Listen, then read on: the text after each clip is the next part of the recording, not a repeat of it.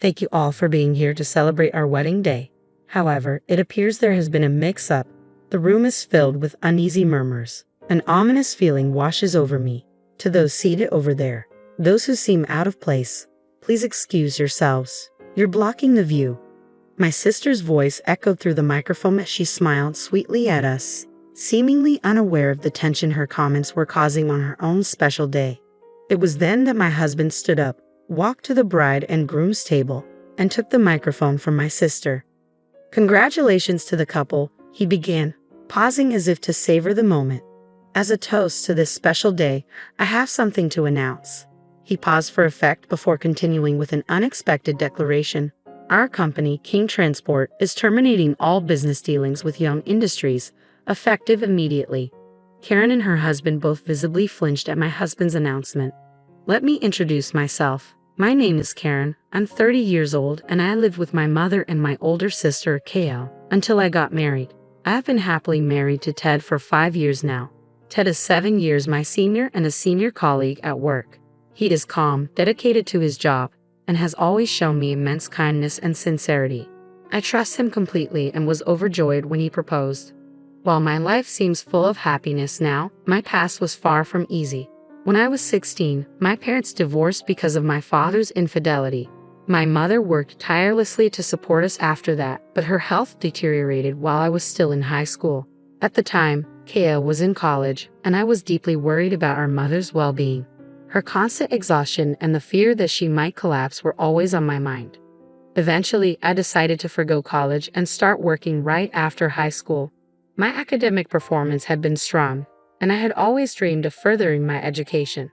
However, my main concern was easing my mother's burden. Supporting the family alone was a daunting task, and while it wouldn't be easy, working would allow me to contribute financially and save on tuition costs. I shared my decision with my mother. "Don't worry about it. Just go to college. Your sister is going, and you want to go too, don't you?" she replied. "No, I'm okay. College is appealing, but I'm more concerned about you overworking yourself, Mom," I said. "But you've always been so dedicated to your studies. I can't believe you'd make such a sacrifice for me," she said. "Mom, this is my choice. It's not your fault. Please take care of yourself and don't push yourself too hard," I urged. With tears in her eyes, Mom responded, "I'm so grateful. I'm truly sorry." Since graduating high school, I've been focused on job hunting. With just a high school diploma, finding a suitable job proved to be quite challenging. However, my persistence paid off when a company saw my potential. I started working at King Transport, and I clearly remember the president's words during my interview. "We value enthusiasm and character above all. We have high expectations for you." Meanwhile, my sister Kiara, who had gone to college, was immersing herself in student life and seemed to be evolving with each passing day. "Mom, I won't be home for dinner tonight, and I won't be back until morning," she would announce, often staying out until dawn. One day, while I was enjoying a rare day off at home, Kiara came in, her expression tense. "Karen, aren't you supposed to be off work today? Could you please leave the house?" she asked sharply. I'm off, but what's going on?" I responded, puzzled. "My boyfriend is coming over today. He's very intelligent, and I prefer he doesn't find out that I have a sister who only graduated from high school." I was taken aback by her words, my shock momentarily overshadowing my anger. Mom and I had struggled to afford her college tuition, working tirelessly to make ends meet. Meanwhile, my sister seemed to be dismissing my own achievements and insulting me for not having a college degree. My frustration bubbled up, but I knew arguing wouldn't change her perspective. "All right, I'll leave the house for today," I said, trying to keep my composure and reminding myself that this was the path I had chosen. Afterwards, my sister began dating only attractive, well-educated men and lived a glamorous life focused on status and appearances. The sister I once knew, beautiful, popular, and charming, had changed. She seemed to be a different person altogether, flaunting her new relationships and belittling me for my lack of higher education. Each new boyfriend she introduced was a subject of bragging, and she increasingly mocked me as an uneducated and foolish woman. What motivated me was my clear goal of achieving independence for my mother. The support of my colleagues at work was also crucial.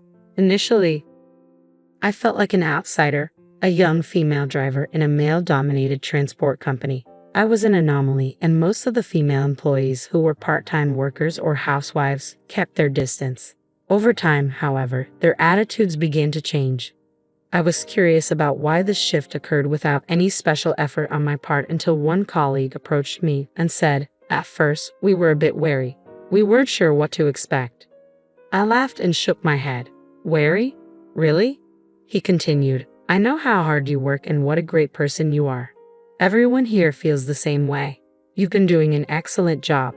That colleague is now my husband. His support has been a constant in my life. Eventually, our relationship blossomed into romance, and we got married. My sister, who had already graduated from college and moved away, was out of touch until a tragic event brought her back into my life. After my mother passed away suddenly from a myocardial infarction, my sister, relieved of her responsibilities, took charge of the funeral arrangements. It had been about 5 years since I last saw her. "It's been a long time, Karen," she said. "Yes, it has," I replied. "Is this your sister? And is this man your husband?" she asked, her eyes scanning my husband with a critical gaze. Her incredibly rude demeanor left me stunned. "Nice to meet you, Kiara. I'm Ted, Karen's husband. Please accept my deepest condolences," he said with genuine politeness. "What? Just a worthless man," she shot back dismissively. "Why would you say something so rude?" I demanded. "Be quiet. I heard you married an older man. Just some old guy, right?" "He's a very distinguished person," I countered. "And what does he do?" she asked, her tone as sharp as ever. It was typical of her to focus on someone's profession right after criticizing them. "He works in the same field as I do, transport, but that's not the main concern today." Working in transport isn't exactly impressive. A guy in that industry probably doesn't earn much, right? You two must be struggling to make ends meet. "It's kind of pathetic," she said dismissively. "I chose this job. You don't know anything about our situation, so don't make assumptions," I retorted, my anger bubbling over. My husband placed a calming hand on my shoulder. "Karen, today is about your mother. We shouldn't let a sibling argument overshadow it. It would only make her sad," he said gently. His words helped me regain my composure. I chose to disregard my sister's snide comments and focus on cherishing these final moments with our mother. My sister was clearly irritated by my indifference, but her complaints seemed trivial on such a significant day. As we sorted through Mom's belongings later, I was overwhelmed by the memories of her vibrant presence and comforting words, sinking into profound sadness. Through it all, my husband remained a steady source of support and encouragement. 2 years after Mom's passing, my husband said, "Karen, we've received a wedding invitation." "Really?" I asked, surprised. "It's for my sister, Kiara Young." I hadn't been in touch with her since the funeral, so hearing about her upcoming wedding was a shock. "I'm not sure I'm ready to attend," I admitted. "Maybe she's hoping to reconnect." "You and she weren't always at odds, were you?" he suggested. "We used to be very close," I replied. "You're both adults now. This could be an opportunity to mend things. I'll go with you. Let's take this chance," he encouraged. Encouraged by his support, I marked my attendance on the invitation the next day and sent it back. On the day of the wedding, I was surprised to learn that my sister's new husband was the president of Young Industries. "That's impressive," my husband remarked. "Really?" I asked, intrigued.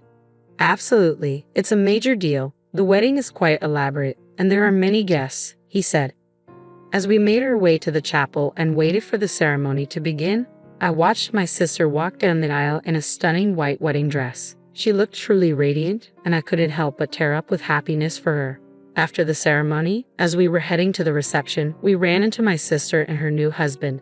Nervous about this unexpected reunion, I approached them and extended my congratulations. "Congratulations on your wedding. You look absolutely beautiful today," I said warmly. My sister responded with an air of arrogance. "I never expected you to actually show up." "Is this your sister, Wyatt?" the groom asked, eyeing my husband and me with a critical gaze. "Yes, that's her. The sister with no education," my sister replied dismissively. Wyatt chuckled mockingly. "Is this really her? She looks nothing like you. Rather plain, wouldn't you say?" He then glanced coldly at me. "And her husband seems like just another average guy. They probably settled for each other," he added with a sneer. "Stop right there. It was the same at the funeral, but this is too much. Leave my husband out of this," I shot back, anger flaring. How pathetic. A high school graduate like you showing up here is such an inconvenience. Just leave, my sister snapped, her words dripping with disdain. If I'm such a bother, why invite me at all? My husband is a president, and I just wanted to celebrate our beautiful wedding with a grand affair. Meanwhile, you're stuck with a lackluster husband and a dull life. It must be frustrating for you, I replied. I just wanted to see that look of frustration on your face. It's awful that your husband came too. How cruel. Anyway, we're off to change outfits, so you high school graduates can leave now, she said with a sneer. With that, the couple walked away. Anger surged within me. I had worked so hard for my mother and sister, hoping to reconcile one day. To be insulted, along with my husband and my work, was unforgivable. Trembling with rage, my husband placed a comforting hand on my shoulder. Ted, it's all right, he said soothingly. Karen, you're amazing. Education doesn't define your worth. Your sister, who can't see that, is truly blind. But she insulted you and my work as well, I said, still upset. I can forgive her. Don't worry about it, I'll handle this, Ted said with a smile, though his eyes betrayed his deep anger. We made our way to the reception hall. When my sister and her husband reappeared in their new outfits, they looked displeased to see me still there. I remained calm and faced them as the reception began. During her speech, my sister made a shocking announcement. Thank you all for coming. However, it seems someone has mistakenly joined us. A murmur spread through the room. I felt a foreboding sense that something awful was about to happen. Those people sitting there, with their lack of education and unrefined appearance, do not belong in this beautiful celebration. Please leave, she declared into the microphone. I was stunned by her audacity, not expecting such rudeness at her own wedding. It was baffling how someone with such behavior could navigate social circles. My sister seemed completely unaware of the uncomfortable atmosphere she had created. Overcome with anger, I fixed her with a hard stare and said, Can you hear me? Leave now. That's when my husband stood up and started walking toward the front. What are you planning to do? Don't come over here, my sister protested. Just go home, her husband added, clearly displeased with the interruption. Despite their objections, Ted pressed on, took the microphone, and addressed the guests. Today, I want to extend my heartfelt congratulations to the newlyweds. However, there's something I need to address, he said firmly. Who is this man? Someone whispered. Effective immediately, we will be terminating our contract with Young Industries, Ted declared, his voice steady and resolute. My sister gasped in shock at Ted's announcement. One of Wyatt's relatives, visibly startled, stood up and asked, Are you the president of King Transport? The question came from Wyatt's father, who had handed over Young Industries to Wyatt 2 years earlier. My sister looked bewildered, unable to grasp the unfolding situation. It's been a while, Mr. Young, she stammered. Yes, I am the president of King Transport, and this is my wife, Karen, the executive director, Ted confirmed. At that, Wyatt's guests, clearly affiliates of Young Industries, became visibly agitated. Is this really happening? What does this mean? The president of King Transport? Karen is the executive director? This is unbelievable. As you heard earlier, the bride and groom made derogatory remarks about us, calling us uneducated and unsightly. In light of their wishes, we are terminating our contract with the groom's company and will no longer do business with them, my husband stated calmly. Wyatt's father turned pale, his face losing all color. Within moments, he flushed with anger and shouted, Apologize to them right now. Why are you so worked up, father? It's just a transport company. Is it really worth getting this upset? My sister retorted scornfully. Meanwhile, Wyatt stood beside her, visibly trembling. Wyatt, what's going on? Someone asked. In a panicked voice, Wyatt's father exclaimed, King Transport is our exclusive carrier, handling our valuable cargo.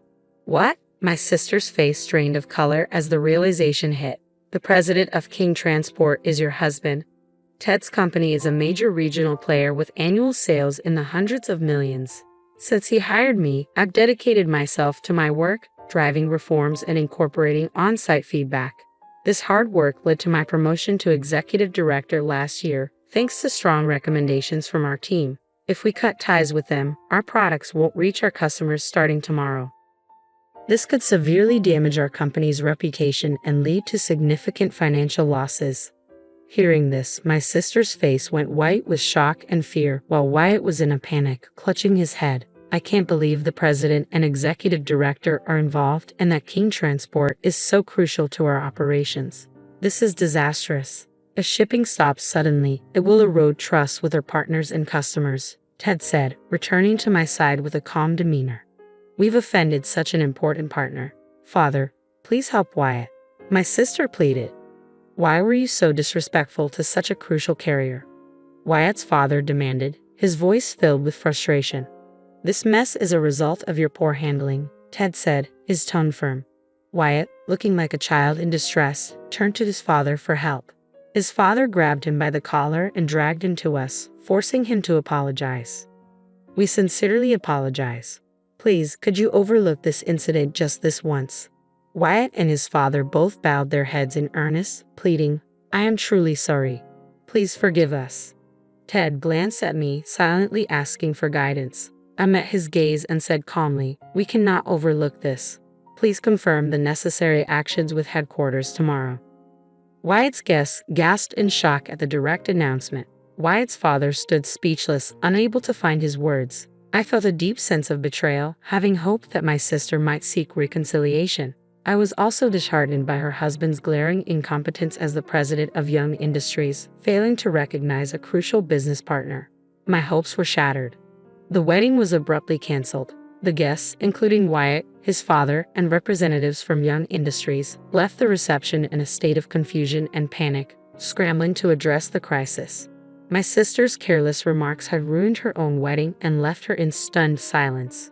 Big sister, you're on your own from now on. Don't ever show your face to us again. Her apologies, filled with regret, were now meaningless. My husband and I left the scene. In the aftermath, Wyatt was removed from his position as president by his father, losing both his status and wealth. His anger was directed at my sister, leading to endless conflicts that ended in their divorce. Meanwhile, my husband and I are eagerly anticipating the arrival of a new member in our family. My husband's family warmly supports us, celebrating our future together despite past hardships. We look forward to a joyful life with our baby.